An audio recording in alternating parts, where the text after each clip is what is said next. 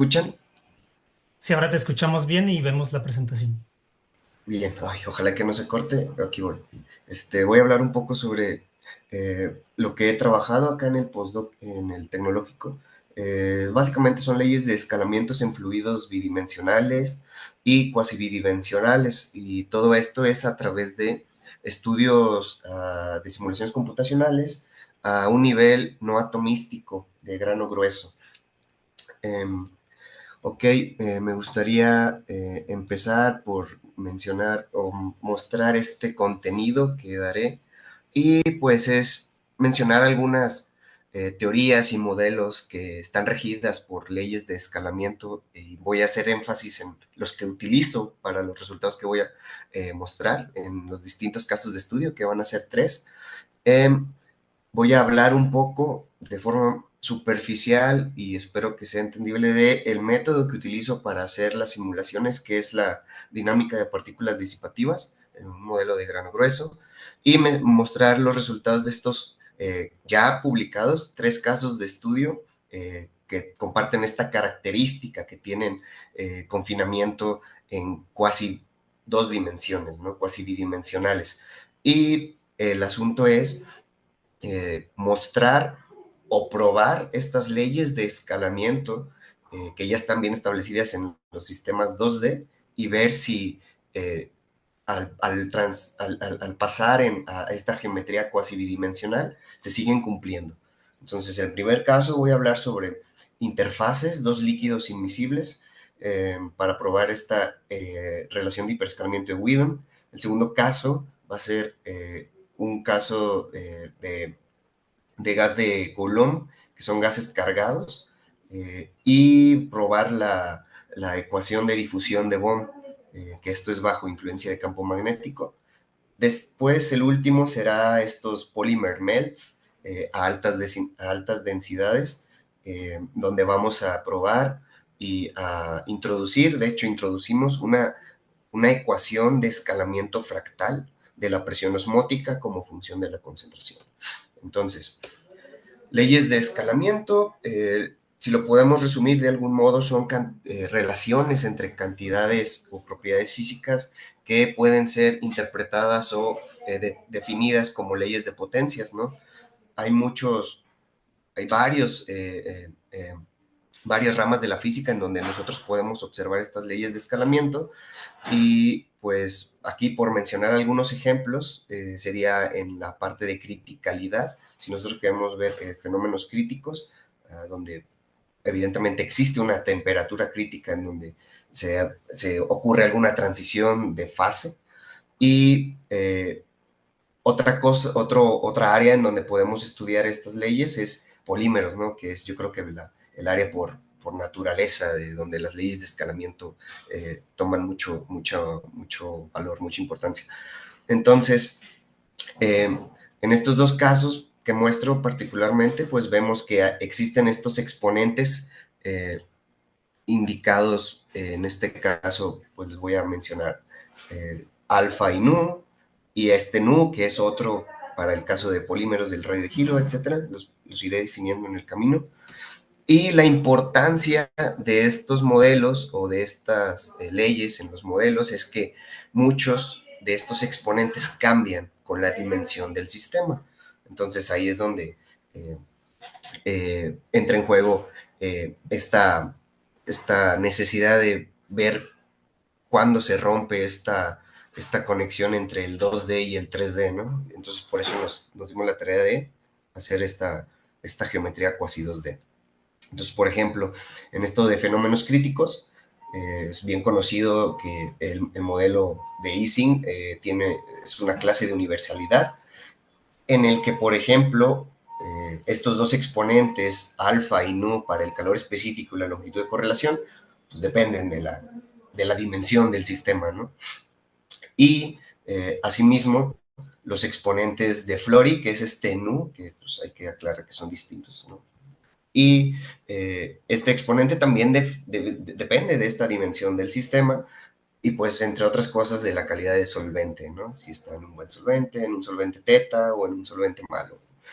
Entonces, eh, aquí vamos a probar si estos exponentes que están reportados por teorías en 2D se siguen viendo en sistemas cuasi bidimensionales. Entonces, esa es la pregunta. ¿Qué pasa cuando nosotros migramos de este sistema 2D, que pues aquí serían discos, literalmente discos, y pues consideramos el espesor, es decir, el volumen de una partícula, ¿no?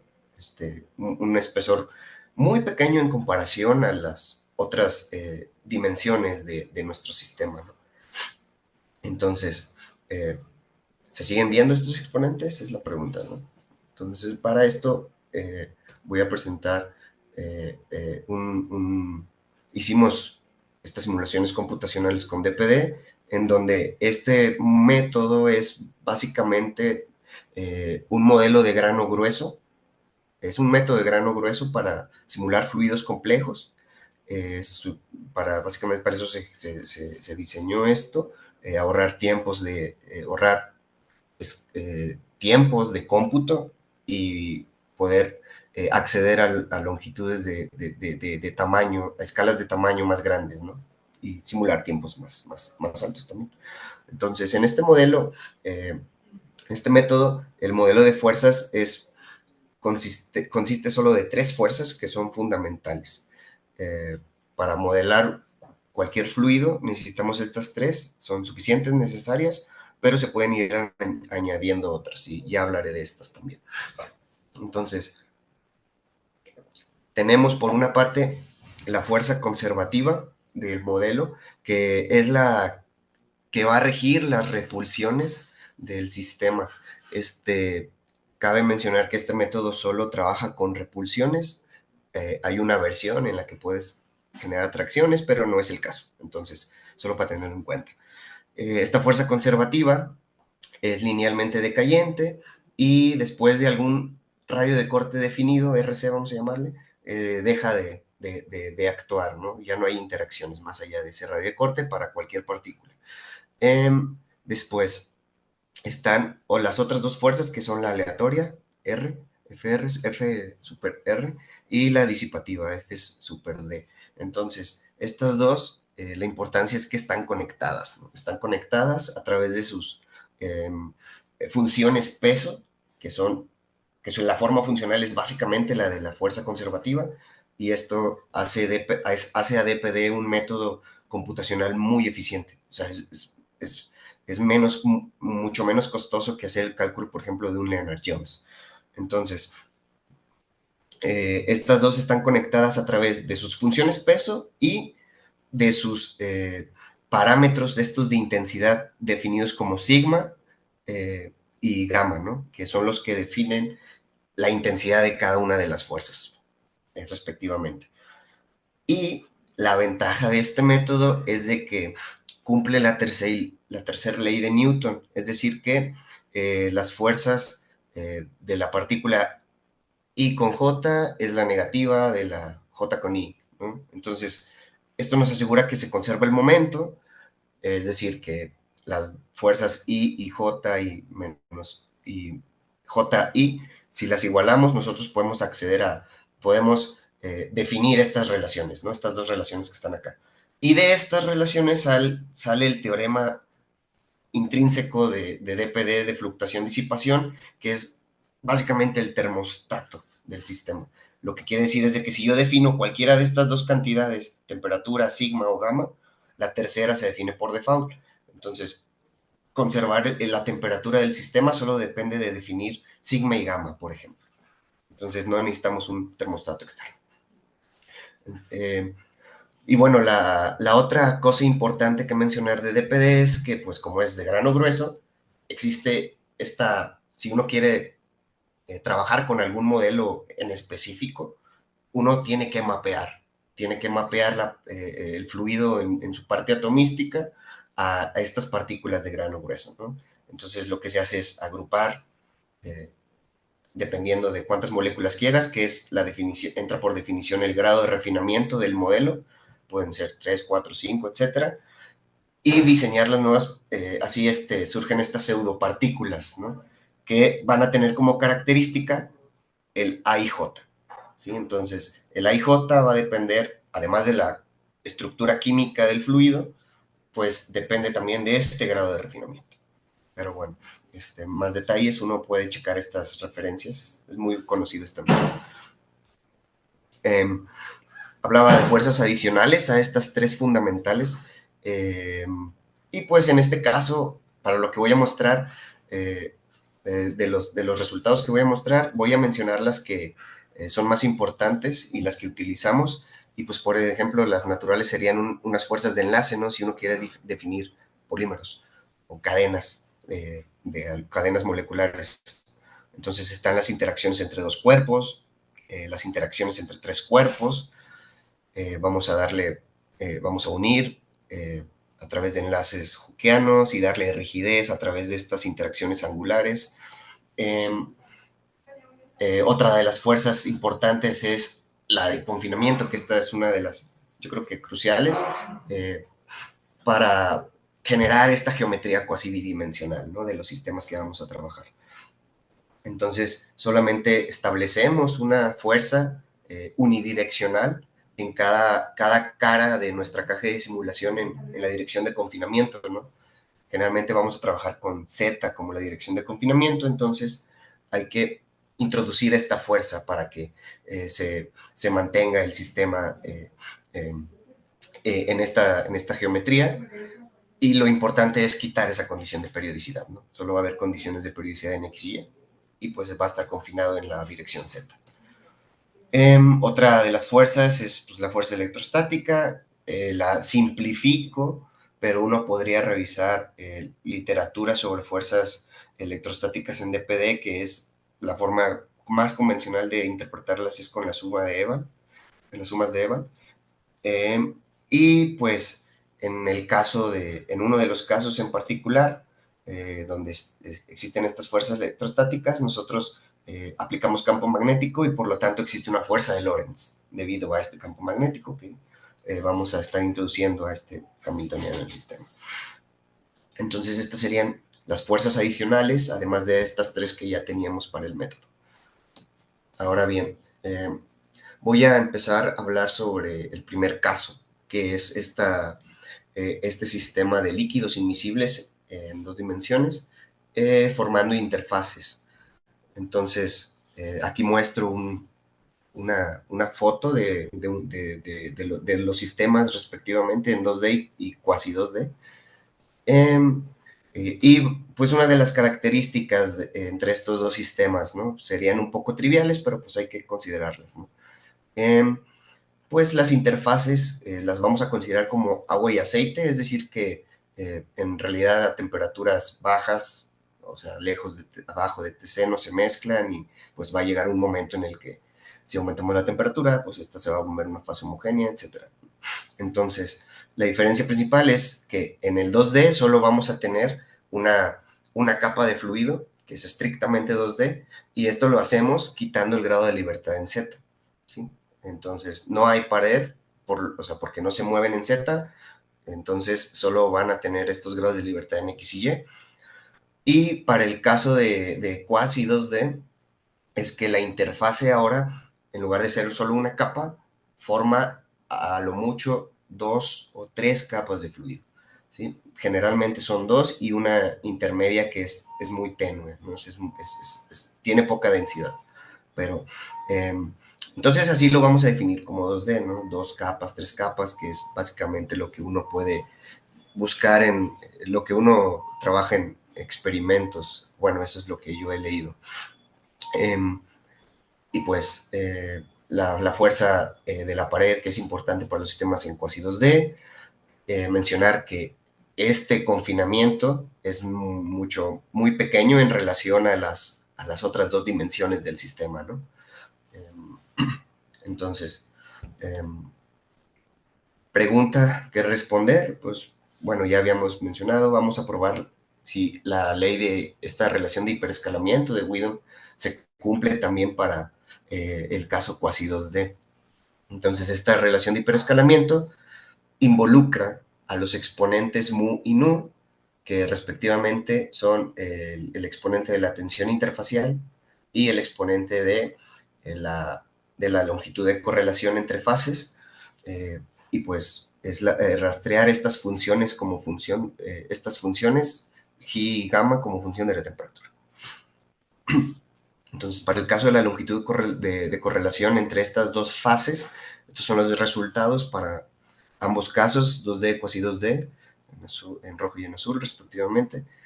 Y lo que podemos ver es que si graficamos esta G, esta longitud de correlación como función de T, podemos definir alguna TC. Después de esta TC, el sistema se vuelve homogéneo y por lo tanto ya no existe alguna longitud de correlación, o al menos debería de ser infinita después de TC porque pues ya está mezclado el sistema. Entonces, para tener una idea de cómo calculamos esta longitud de correlación, es a través de los perfiles de densidad del sistema. Esta es nuestra interfase, agua y aceite, en azul y rojo respectivamente, y definimos esta longitud de correlación como el grosor efectivo de la interfase, ese es el grosor promedio. Y para el criterio de definición usamos la derivada de estos perfiles, ¿no? Entonces, llega un momento en donde las pendientes son cero y ahí definimos estos límites de la interfaz. Y esa va a ser nuestra longitud de correlación entre las dos fases. Entonces, probar que esta longitud de correlación para el sistema cuasi 2D también se cumple. Entonces, evidentemente para el caso en estrictamente dos dimensiones debería de ocurrir lo que uno esperaría, pues, propuesto por el modelo de Ising, obtener que el exponente nu es igual a 1 en dos dimensiones. Y pues con los resultados también mostramos que estos exponentes también pueden caer perfectamente bajo este exponente de escalamiento nu igual a 1. Lo comparamos con algunos resultados experimentales que pues son muy difíciles de encontrar porque pues definir estas condiciones de dos dimensiones experimentalmente es muy difícil.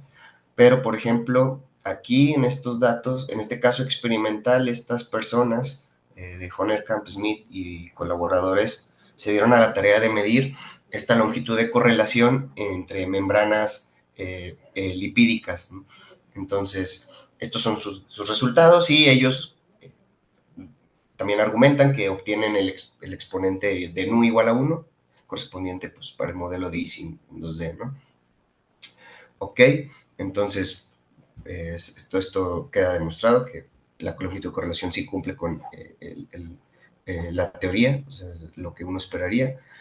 Y pues por otro lado, de forma independiente, es decir, uno pudiera agarrar la ley de esta relación de hiperescalamiento y si se cumple que la longitud de correlación es satisfecha, pues uno podría extraer el exponente nu, nada más con esa relación, pero pues acá lo hicimos independientemente. Calculamos la tensión interfacial en función de la temperatura, volvimos a plantar la misma TC que habíamos definido para el caso de G, y pues acá definimos bueno, aquí mostramos el cálculo de la tensión interfacial, esto solamente como forma didáctica, es las diferencias de presiones normales y tangenciales, pues una definición muy convencional en la parte mecánica, a través del teorema de Briel, etc. Si nosotros rastreamos estas acumulaciones a lo largo de la dirección normal a la interfase, es decir, si seguimos esta línea verde es la suma acumulada de estas diferencias PY menos PX. Entonces, lo que vamos a notar es de que se va a mantener constante, no va a haber diferencias si estamos en una fase homogénea, como en este caso, ¿no? Si estamos en el agua, pues todas las componentes del tensor de presiones en las direcciones son iguales, no hay diferencias. Y entonces, cuando llegamos a la interfase, ocurre este salto debido a que pues ya hay una diferencia en la interacción a lo largo del eje X, que es la dirección perpendicular a la interfase. Entonces, Si seguimos el trayecto de la dirección normal a la interfase, volvemos a entrar a la región de homogénea ahora del aceite y pues otra vez no hay cambios. Entonces esta diferencia es la tensión. Y pues bueno, probar que la ley de hiperescalamiento, más bien que esta función, esta ley de escalamiento para la tensión.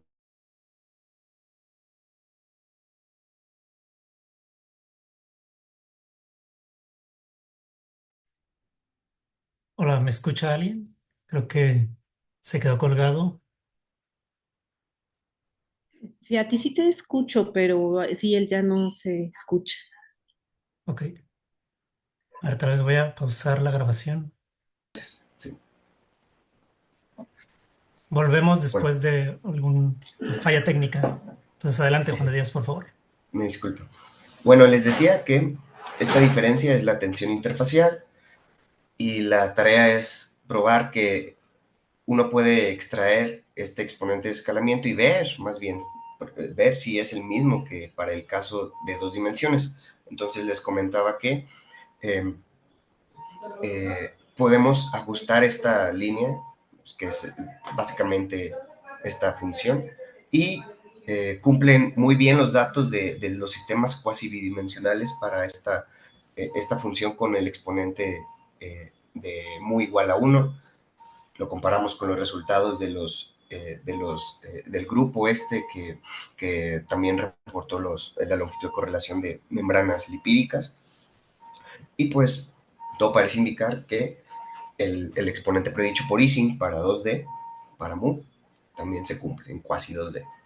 Entonces, este grado de confinamiento que estamos trabajando, pues es suficiente como para reproducir estos valores esperados para el 2D.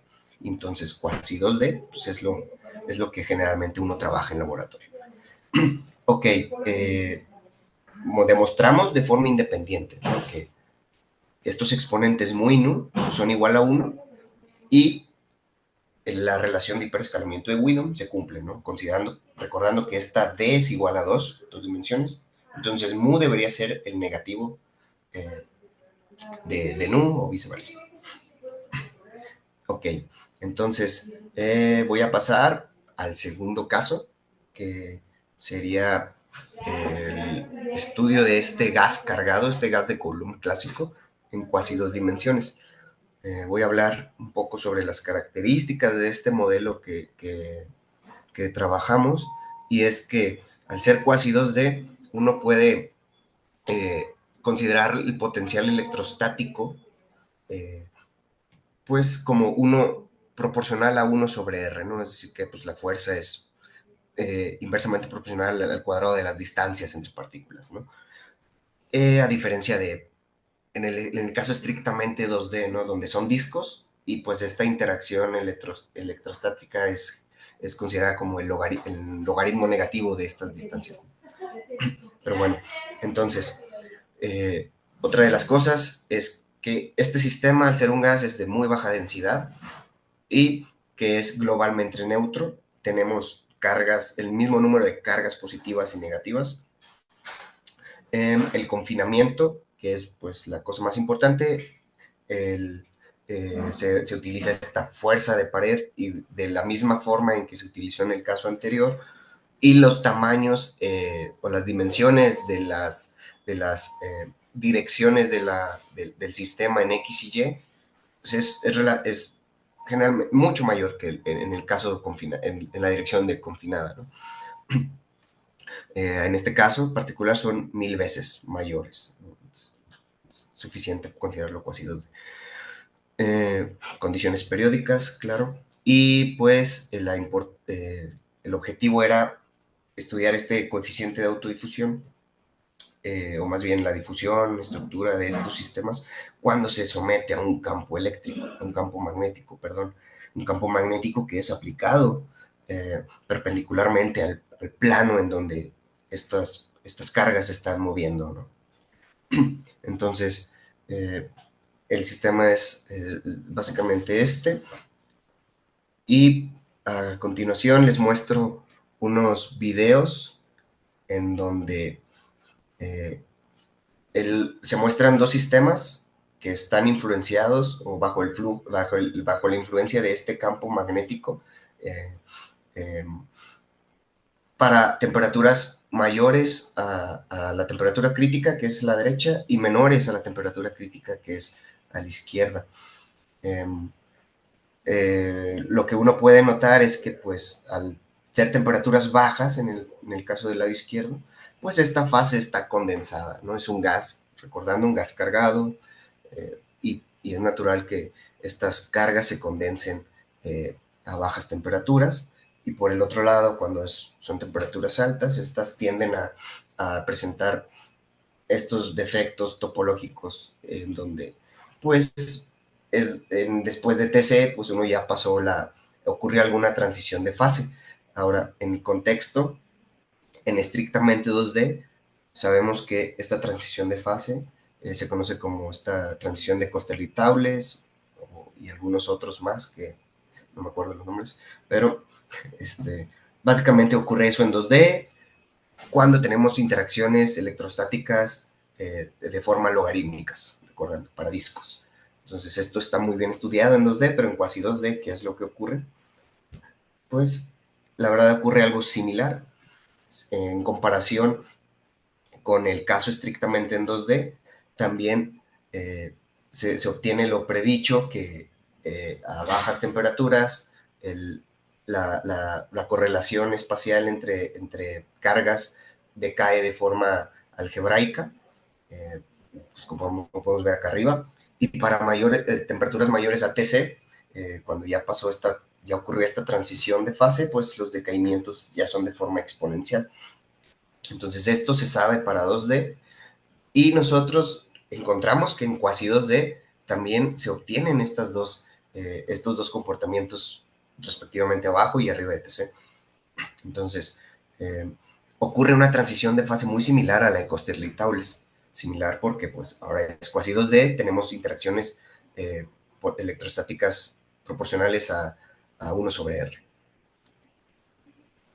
Entonces, para caracterizar un poco más la estructura del sistema conforme evoluciona o conforme va cambiando la temperatura, nosotros medimos estas dos propiedades, que es el parámetro de orden, eh, translacional, el top, acá arriba, y el número de cargas libres, o la densidad de cargas libres, más bien. Pues del top podemos decir que a medida que uno va aumentando la temperatura, esta raya roja indica que es TC, o sea, esta es la TC, pues podemos ver que precisamente cerca, o más bien ya cuando estamos ahí en la TC, pues ocurre un decaimiento en el parámetro de orden, indicando pues que ya estas cargas están desacopladas y está ocurriendo el decaimiento algebraico en las correlaciones espaciales de las cargas, ¿no? Y conforme aumentamos la TC, pues naturalmente el número de cargas libres empieza a aumentar, y pues esta sería el comportamiento que por allí no sale la ecuación, tal vez se me olvidó ponerla, pero es una que predijo Minningen por ahí. Entonces, notar que los distintos colores son bajo diferentes campos magnéticos, es decir, que esta transición de fase en cuasi 2D no se ve afectada por el campo. O sea, se obtiene los mismos resultados. Ahora, para estudiar esta propiedad dinámica del coeficiente de autodifusión o de la difusión de las cargas, nosotros hicimos este cálculo del D, que es el coeficiente de autodifusión, normalizado con D sub 0, que es el coeficiente de autodifusión cuando el sistema no tiene campo, o sea, cuando está en ausencia de campo, que es el caso de acá arriba. Y solamente para casos donde la temperatura está arriba de TC, podemos ver que esta difusión del gas sigue una difusión tipo Bohm, que escala como el, el campo beta. Beta es proporcional al campo magnético y escala como 1 a la beta, 1 sobre beta. Entonces, para temperaturas mayores arriba de TC, temperaturas están trasladadas a gamma, que es el parámetro de acoplamiento. Temperaturas muy altas, gamas altas son temperaturas bajas, viceversa. Entonces vemos que esta difusión de Bohm está presente a distintas temperaturas siempre y cuando sea arriba de TC. Entonces, esta es otra ley de escalamiento que se sigue, que está predicha para 2D, y pues nosotros la probamos en que también se cumple para sistemas cuasi bidimensionales. El tercer caso que voy a mostrar es el de los polymer melts. Estos van a estar estudiados a altas densidades para probar esta relación de presión osmótica que definimos en este trabajo publicado. Entonces, una de las características del modelo, de los modelos que usamos con DPD, es que son básicamente cadenas lineales y que estas cadenas no tienen rigidez, o sea, están solamente unidas por interacciones entre dos cuerpos. La concentración, el hecho es de que vamos a medir la presión osmótica como función de la concentración, porque ahí es donde se observa el escalamiento fractal de esta presión. La vamos a variar de 2 a 4 en unidades reducidas, hablando, y pues también considerar que este sistema está altamente confinado y LZ se definió como 1.87, que es básicamente el grosor efectivo de 3 capas de partículas de PD que se pueden formar.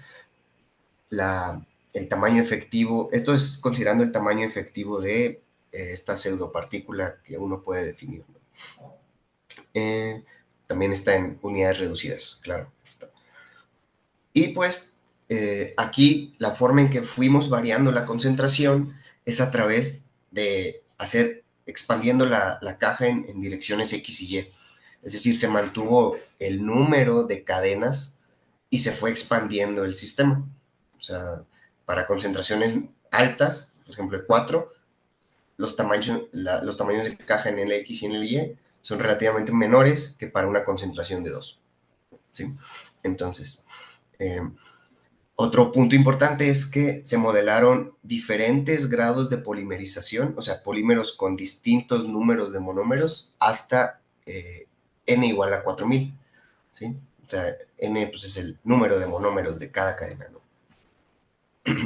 Entonces, bajo estos modelos, nosotros pues nos dimos a la tarea primero de estudiar la parte estructural, como siempre. La parte estructural, vamos a ver si nosotros estamos hablando de polímeros 2D, porque recordando, estamos en cuasi 2D y queremos saber si se puede considerar que son sistemas 2D, o bueno, si replican estas propiedades en 2D. Aquí muestro un video típico de un sistema muy particular de 12 cadenas de 500 monómeros cada una, a una temperatura, perdón, a una concentración de 2.3. O sea, no es la mínima, pero pues bueno. Lo importante es ver cómo se segregan estos polímeros, ¿no? Cada color indica un polímero distinto. Entonces, si uno pausara el video, a ver si... Bueno, uno podría notar que los contactos o la longitud de contacto se puede ver un poco irregular, ¿no? Y entonces esa es la idea detrás del escalamiento fractal, ¿no? Que involucra esta longitud de contacto entre polímeros. Pero bueno, empezamos con el análisis de esta estructura, recordando que es un sistema cuasi 2D. Si nosotros vemos, pues así de lado, podemos notar que pues sí hay unas capas formadas, no es solo una capa, son varias, que a lo mucho, como les mencionaba, van a ser 3, a lo mucho. Entonces, si nosotros medimos este perfil o la densidad, la concentración que hay a lo largo de esta dirección en Z, que es la de confinamiento, vamos a notar que hay dos capas principales de fluido y surge una tercera muy leve, pero esta toma importancia a medida que la concentración aumenta. Entonces, este sería el caso completo del barrido de concentraciones y cómo cambia, o más bien, al aumentar la concentración de monómeros, o pues al reducir el X, el Y, recuerden, esta capa central se vuelve dominante, ¿sí? Y entonces estas otras dos capas están presentes, pero pues en una menor proporción. Pero pues se nota que hay una transición de dos capas, que serían las del fondo negro, C igual a 2, a una estructura de tres capas en estos sistemas cuasi bidimensionales. Ahora, ¿cómo asegurar que estamos trabajando polímeros autoexcluyentes, ¿no? Entonces, en 2D, o sea, polímeros autoexcluyentes en 2D. Para empezar, podemos ver que son autoexcluyentes porque, pues, vemos cómo están segregados en cierto modo allí, ¿no? Eh, y también otra de las formas fundamentales o pues más cuantitativas de ver eh, esta característica autoexcluyente es pues a través del radio de giro.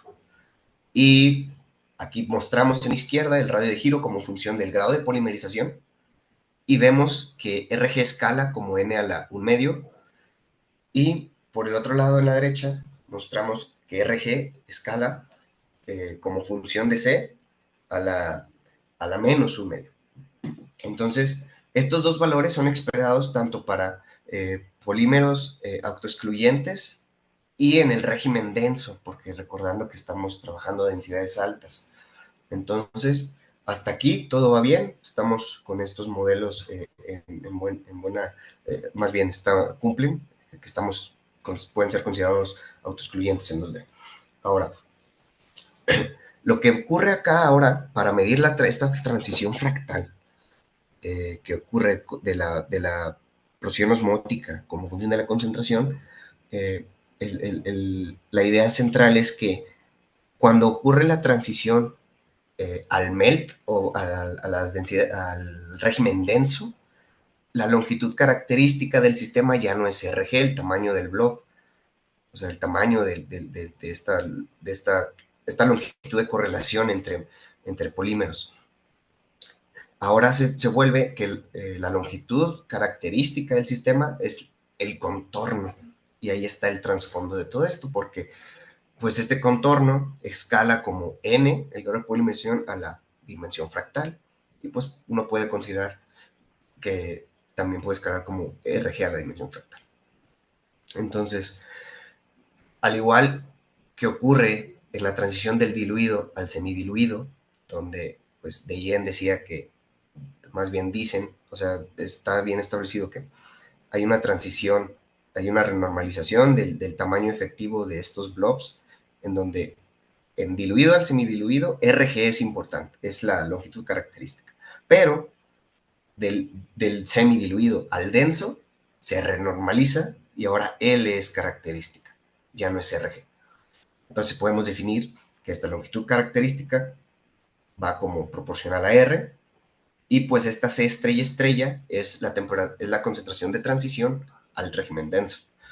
Entonces se define de esta forma como n sobre L al cuadrado porque es dimensión 2 y pues una serie de argumentos similares a los que propone o siguen de Cloixot y de Jens en la transición del diluido al semidiluido, uno puede obtener la presión osmótica de estos polímeros en 2D y obtener esta relación de pi como función proporcional a C y el exponente está directamente relacionado con la dimensión fractal de estos contornos irregulares, estas longitudes de contacto. Entonces, de las simulaciones nosotros calculamos esta presión osmótica y la graficamos como función de la concentración y podemos notar que precisamente esta presión osmótica sufre una serie de transiciones eh, en sus exponentes como base C, ¿no? Lo que podemos ver acá en la parte izquierda es que esta presión empieza escalando como C a la quinta y termina escalando como C al cuadrado. Entonces solo ponemos estas transiciones enteras, por así decirlo, para pues hacerlo evidente, ¿no? Pero en principio esta transición es continua. Es decir, hay una transición,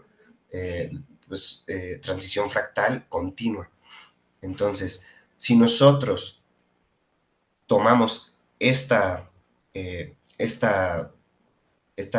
de potencias y la igualamos a esta otra, podemos ver que el exponente, más bien la dimensión fractal obtenida del exponente 5, sea la quinta, nos da una dimensión fractal de 5 cuartos, y que esa es precisamente la que teóricamente se ha encontrado eh, para esto, el caso de semidiluido al régimen denso, eh, pues ya desde hace tiempo, ¿no? Propuesto por Semenov y Joyner, que fueron los primeros que se dieron cuenta de esta dimensión fractal en el régimen denso. Pero pues nosotros aquí, con esta ecuación, gracias a esta ecuación, pudimos encontrarle sentido a este escalamiento, porque si nosotros sustituimos ahora este exponente de 2, obtenemos una dimensión fractal de 2. Eso significa, eh, más bien, la dimensión fractal de 2 es básicamente la máxima dimensión que uno puede obtener en un sistema 2D. O sea, un sistema en 2 dimensiones no puede tener más de 2 dimensiones. O sea, entonces es muy consistente esta ecuación que nosotros estamos encontrando, pues con lo que estamos reportando. Eh, Iba a incluir eh, una serie de resultados de L como función de RG, porque también L debería de escalar como RG a la dimensión fractal según esta relación, que está reportado ya en el trabajo de publicación, pero creo que ya se iba pues a perder entre mucha información todo esto, ¿no? Pero lo importante es que esta transición fractal en la presión osmótica está corroborada por las transiciones fractales en esta relación de la longitud de contornos como función del radio de giro, ¿no? Además de otro estudio independiente que involucra las distribuciones espaciales o la correlación espacial entre monómeros internos de cada cadena. Y pues en este trabajo demostramos de 3 formas que existen estas transiciones fractales y todas son consistentes, ¿no? Sí, los invito a leer este trabajo de aquí, del Journal of Chemical Physics. Es muy interesante, es muy bonito.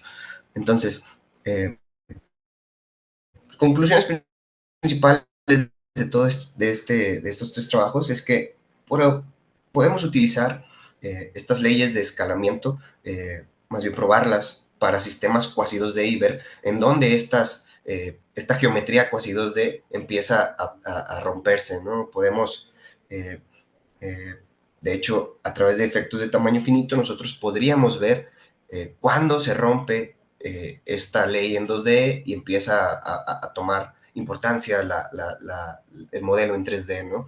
Pero bueno, en estos casos en particular, el confinamiento que nosotros tenemos, que es extremadamente alto, es suficiente como para predecir propiedades 2D, estrictamente en 2D. Y pues cuasi 2D, recordando que cuasi 2D es lo que uno maneja generalmente en laboratorio, nada en la naturaleza es estrictamente 2D. O sea, se puede aproximar, claro, todo por eso las teorías, pero nada es 2D.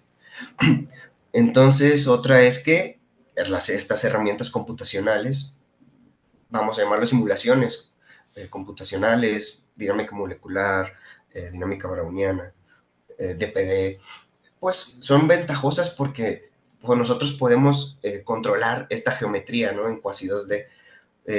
Y si nosotros notamos que estas condiciones ya no cumplen con estas leyes, pues podemos irle bajando a la dimensión, etcétera, al tamaño de la caja de confinamiento, etcétera, ¿no? Y pues esto es muy difícil de replicar o de hacer en setup experimentales, claro está. Entonces, solo también pues agradecer a estos trabajos publicados que he sacado acá en el TC todos los colaboradores con los que he participado, que hemos trabajado juntos, doctor Armando, Sojar, Elías Pérez y Salomón. Y pues también a las instituciones, a mi patrocinador, a mi host, que es el TESE, y pues gracias a los de el Seminario Online de Física Estadística por darme oportunidad de presentar estos trabajos en esta instancia. Pues bueno, muchas gracias. Gracias a ti, Juan de Dios. Quiero darte un aplauso por parte de todo el público. Em, Gracias. y bueno, continuamos con nuestra sesión de preguntas que cualquiera puede preguntar, pueden desbloquear su micrófono o si gustan pueden escribirlo en el chat y lo leeremos. Entonces, si alguien gusta preguntar, puede levantar la mano y entonces, Francisco, por ejemplo, ¿puedes desbloquear tu micrófono? Sí, gracias Rodrigo. Juan de Dios, muchas gracias por la charla. Yo quería preguntarte, en esta parte de las interacciones suaves, cuando me llamó la atención la peli que mostraste de los polímeros, eh, Ajá. eso se ve que es una densidad bastante alta. Eh, entonces, en ese sentido, tenía dos preguntas ahí. Una es, ¿cuál es, digamos, el efecto de la, em, ¿cómo se llama esto? De la magnitud de la parte repulsiva. ¿Hasta qué punto, por ejemplo, si tú sigues metiendo más y más concentración, el solapamiento es tal digamos, tienes un polímero encima de otro, o hasta qué punto están solapados, pues? Y la otra es, ¿tienes un problema con DPD cuando tú tienes densidades muy bajas? Porque no cumple la ecuación de estado que debe de cumplir pues, como fluido.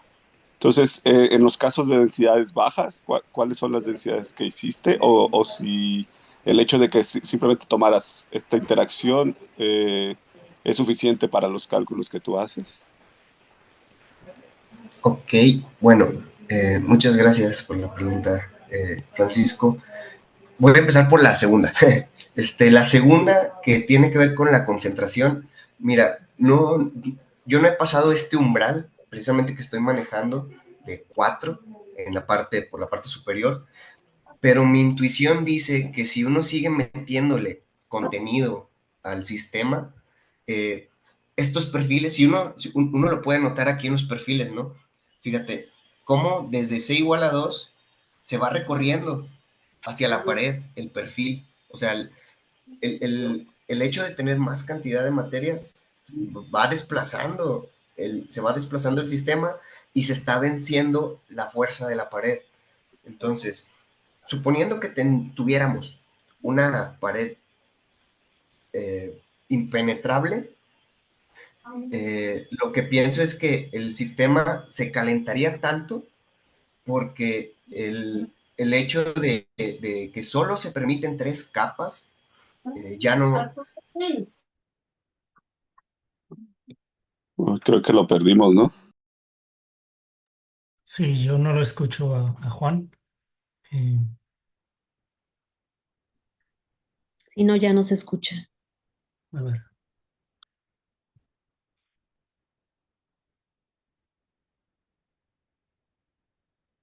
Sí, lo malo es que no sé si él nos escucha y sabe que debe volver a compartir o no sé.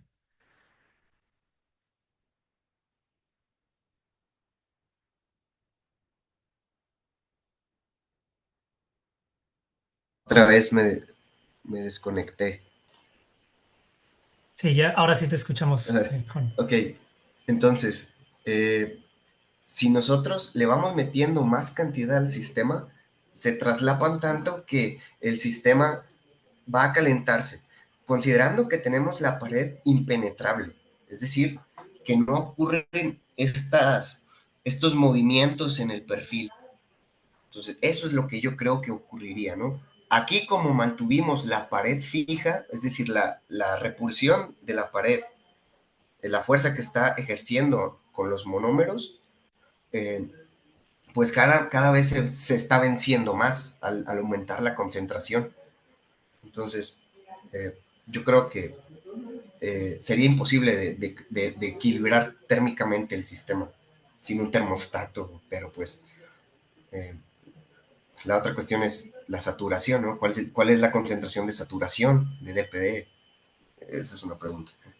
No lo sé, pero es importante. Ahora, respecto a la primera, este, era eh, del... mm, Sí, era... de la parte del potencial, ¿no? Que es que yo veía que estas bolitas se mueven como muy rápido, no sé si es por efecto de la película, pero yo esperaría que por la densidad, pues tuvieras pocos movimientos. No sé si, por ejemplo, tenga que ver con la parte aleatoria y disipativa del framework numérico o qué puedes decir al respecto. mm, ok, sí, pues en realidad ese es un trabajo que tenemos ahorita, el medir el efecto de la interacción entre monómeros, ¿no? De la pared también, pero pues lo importante es la interacción entre monómeros. Lo que ocurre es que si nosotros aumentamos o disminuimos esta interacción AIJ, esta repulsión, el grado de overlap, ¿cómo? El, el grado de overlapping, del traslapamiento, depende de este AIJ. Si tenemos algo muy repulsivo, un AIJ muy grande, el overlapping es casi, o sea, no ocurre. Entonces, lo que pasa es que hay unos efectos estructurales relacionados con esta formación en capas. Entonces, entre más alto sea el AIJ, más rápido se alcanza la formación esta de 3 capas. Eso es lo que nosotros encontramos. Si el AIJ es muy bajito, básicamente tenemos un fluido con una estructura casi homogénea en el centro. O sea, estos perfiles son muy parecidos aquí en el centro, como si fuera una sola capa. Pero eso se debe al traslapamiento, ¿sí? Entonces, el efecto de la IJ es precisamente esto, que te permite controlar la naturaleza autoexcluyente de los polímeros. Pero bueno, ya te estaré informando de ese trabajo si no lo aceptan. Está muy interesante. Gracias, gracias. Bueno, Sí, sí. Muy bien. ¿Alguien más tiene alguna otra pregunta? Si no, yo quisiera preguntarte algo. Sí, claro. En los tres experimentos, bueno, las simulaciones que realizaste, en el uno y el 3 me quedó claro que hay un impacto en las leyes de escalamiento, ¿no? Debido a el cuasi 2D. Pero en el Ujú. 2 tal vez no entendí muy claro, se me pasó. Me pareció que en ese caso el cuasi 2D no afecta en nada, ¿no? Entonces, nada más quisiera saber cuál es la razón, ¿no? ¿Cuál es el mecanismo? Por qué el cuasi 2D no tiene ningún efecto en el escalamiento? En ese caso de la difusión, ¿no? Pues bueno, en realidad mi punto es que eh, el grado de confinamiento que manejamos no afecta los modelos de escalamiento propuestos en estas teorías manejadas, eh, eh, que están establecidas para estrictamente 2D. Es decir, en ninguno de los casos se rompe, o más bien se obtiene un resultado distinto al que no sea el esperado en 2D. O Ah, sea, cierto, le cierto. llamamos cuasi 2D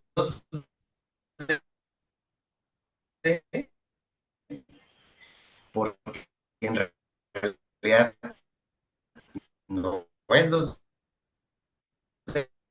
no tenemos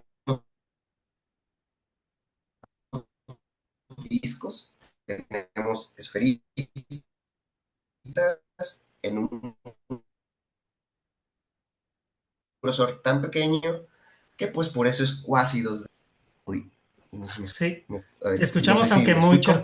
muy Ay, cortado al final, pero te pude escuchar. ok, Sí, más sí, bien, es que creo que en el primer caso, por ejemplo, mencionaste que tu parámetro gamma sí decaía, ¿no? Sí decrece en magnitud, aunque no en el escalamiento, es cierto, el escalamiento por ejemplo, si cambia, perdón, no cambia para cuasi 2D, ¿no? Ahí. Entonces en las Ah, pelotitas azules sí cambia, ¿no? Perdón, no el escalamiento, pero sí la magnitud. Entonces aquí sí hubo sí, una diferencia, ¿no? Entonces, por sí, ejemplo, ahí, sí, ¿cuál es el mecanismo? O sea, hay una interacción entre las capas que hace como un tipo de frenado, porque es que no cambia la interfaz en ese caso. pues sí, mira, sí, cuando tú le metes el grado de libertad en Z a tu sistema, se libera, o sea, más bien no se libera, es como, o sea, hay pues sí, o sea, hay más grados de libertad y esta tensión en específico, esta tensión, pues es menor porque literalmente ya no hay tanta tensión debido a esos grados de libertad en Z. O sea, si tú tuvieras solamente la capa, una sola capa, como en este caso, en el caso 2D, si tienes una sola capa, pues esta tensión bueno, para mí verlo es naturalmente un poco más alta, ¿no? Porque eh, solo pueden interactuar en esa única capa. Entonces, si tienes este cuasi 2D, se forman dos capitas y entonces puedes pueden interaccionar por arriba o por abajo, pero Ujú. en ese grosor. Entonces, eso es lo que posiblemente está ocurriendo, o más bien por eso son estas diferencias en la tensión. Ya veo. O sea, yo creo que esa es la explicación. Ok, Ujú. gracias. Sí, No sé bueno, si alguien pues más tendrá una pregunta. Rosario, por favor, adelante. Gracias, Rodrigo. Muchas gracias, Juan de Dios. Pues es una pregunta así como rapidísima. A lo mejor me perdí de la última parte en la que comentabas que ya pensando en un setup experimental, pues tal vez ujú. no era tan sencillo, pues relacionar a lo mejor estas simulaciones ya con algo real. Pero Ujú. me perdí un poquito o no me quedó claro si estás más o menos cercano a algún sistema real o las simulaciones sí están como muy alejadas de lo que podría uno hacer en el laboratorio. Pues vamos a ver, sistema real. La verdad es que no, porque en realidad yo no me meto con la parte química de los componentes. Si se dieron cuenta, ninguno de los casos mencioné que estaba modelando algún fluido en particular, en ningún caso. O sea, son modelos AB, ¿no? Son interacciones hidrófobas o oleófobas, y luego en el otro caso son cargas positivas negativas, y en el otro caso son polímeros de cierto tamaño. Entonces, la realidad para este método, que como lo mencioné al principio, ya recae en el hecho de estar mapeando alguna estructura química, alguna arquitectura con el modelo. Entonces, esto es lo importante, ¿no? Generalmente, en realidad, DPD está normalizado con agua. Entonces, si uno empieza a trabajar un fluido simple, si puras un único componente, una única interacción, eh, en bajo, obviamente, respetando ciertas restricciones del mismo método, pues va a reproducir cosas, propiedades del agua. Si uno quiere trabajar otro sistema, pues hay que cambiarle lo que está contenido aquí adentro, y ahí es donde entra una forma convencional de hacerlo, es a través del mapeo de Flory-Huggins, ¿no? Que eh, pues si bien no trabaja con atracciones, pues, esto es solo repulsiones, recordando Flory Hollins, solo repulsiones, pues es una forma más o menos muy convencional de reproducir algo real. Es decir, lo real viene de definir bien esta AIJ. Específicamente, hay una AIJ muy específica si nosotros queremos trabajar alguna estructura química en específico. Y de hecho, hay literatura al respecto en donde utilizan DPD para trabajar sistemas reales, ¿no? Pues, o sea, arquitecturas químicas que existen en la naturaleza, ¿no? Pero pues en este caso no hay nada de eso.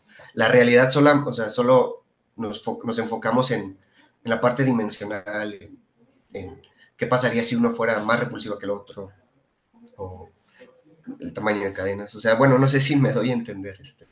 No hay química aquí en estos ejercicios, en estos trabajos, perdón. Sí, gracias. ¿Puedo hacer una pregunta también en esa dirección? Juan, ¿me escuchas? Claro, sí, Ah, sí, sí, claro. también, por ejemplo, en muchos modelos de fluidos se considera no solamente la conservación de fuerzas, que dijiste aquí, cumple la ley de Newton, ¿no? Pero también, por ejemplo, se conserva el momento angular. Entonces, creo que en este caso del DPD no se conserva el momento angular, ¿no? No sé si sabes qué efecto puede tener la conservación de momento angular en este tipo de simulaciones. Mm, la conservación del momento angular. Sí, en que no tengas solamente fuerzas, sino también torques. Entonces, las partículas también Sí, pueden interactuar sí, como de una y interacción de inducir cuatro momentum. cuerpos, como Ajá, una o sea, interacción de cuatro cuerpos o cosas así, ¿no? ¿Te refieres? no sé si de cuatro cuerpos, pero yo digo que haya una fricción, por ejemplo, entre dos partículas y que haya una especie de rodamiento. Entonces, yo he visto algunos estudios, por ejemplo, en donde surge un efecto que le llaman de viscosidad anómala o extraña, o en inglés se llama odd viscosity, y sale de la conservación del momento angular. Entonces, bueno, sé que puede haber nuevos fenomenología con este tipo de conservación, pero no estoy seguro si realmente tenga un impacto significativo, ¿no? En las leyes de escalamiento y todo lo que tú mencionas, ¿no? En especial porque como tienes sistemas confinados, pues tal vez, pues no importa mucho, ¿no? Si giran las partículas o no. Sí, es Este, que eso esta conservación del momento angular, pues más bien, si se cumple, o más bien no se considera, más bien es debido esta naturaleza suave. DPD es, como lo mencionaba, es suave y se traslapan las partículas. Entonces, ¿cómo generas un momento angular si las partículas están traslapadas? ¿Sabes? claro. Entonces, el grano grueso de DPD se come. Por eso no tenemos fuerzas diédricas, Ujú. ¿sabes? Entonces necesitarías tener una esfera dura o algo, no sé, para ver eso, pero este, Sí, ya veo. Sí, acá en quería este caso, preguntar ¿no? en dirección a lo que decía Rosario, ¿no? O sea, que en un sistema más Sí, realista tal vez sí lo deberías considerar, pero si no tiene el suficiente, o sea, si no es una interacción relevante, tal vez no hay problema, ¿no? ujú, Si descartamos.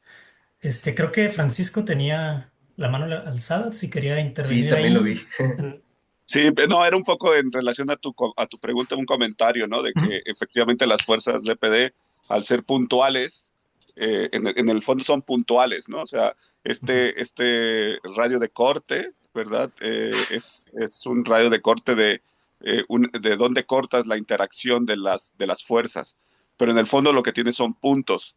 Entonces, lo que la gente hace para luego comparar con cuestiones más reales es poner, en el caso de polímeros, potenciales de bending, donde tienes una orientación, ¿no? Ahí asociada, o por ejemplo, cuerpos rígidos o estructuras hechas de bolitas de DPD pegadas, ¿no? Y entonces ahí sí puedes hablar de un torque o o de interacciones dependientes de orientaciones y de cómo chocan en ese caso, dos cuerpos rígidos, por ejemplo, ¿no? Veo que está Armando conectado. No sé si él también quisiera decir un comentario al respecto, Ah, pero mi idea es esa, ¿no? O sea, en el fondo lo que tiene son puntos, Ya, Rodrigo. ok. Sí, no estoy familiarizado con el DPD. Yo estoy ujú. más, bueno, no lo he trabajado directamente, pero he visto más trabajos de MPC, ¿no? Donde ahí sí pueden implementar la conservación y es donde Sí, yo he visto pero que, sí, ajá, sí, sí, pero bueno, justo allí, ¿no? En MPC lo que tú tienes son bolitas más chiquitas sí, que representan al fluido, que de claro. hecho ahí tú no tienes un torque propiamente tampoco, mides el torque de las partículas coloidales embebidas en ese fluido de MPC, ¿no? Bien, bien, sí. Este, bueno, no sé si Armando realmente quiera intervenir o no, o si alguien más quiere hacer alguna pregunta. Es que al haber llegado tarde me parece que no sería muy prudente que opine sin saber todo el contexto de la plática, pero gracias. Ah, Justo entonces en esa nota, Tal vez podemos pasar a nuestra sesión informal, que decíamos que al final de cada charla en SOFE vamos a tener una sesión informal ya fuera de la grabación, en donde Ok, podemos hacer más preguntas, ¿no? Directamente y muy bien. en un ambiente más relajado. Ok, Tal vez entonces detengo la grabación aquí y pasamos a la sesión informal.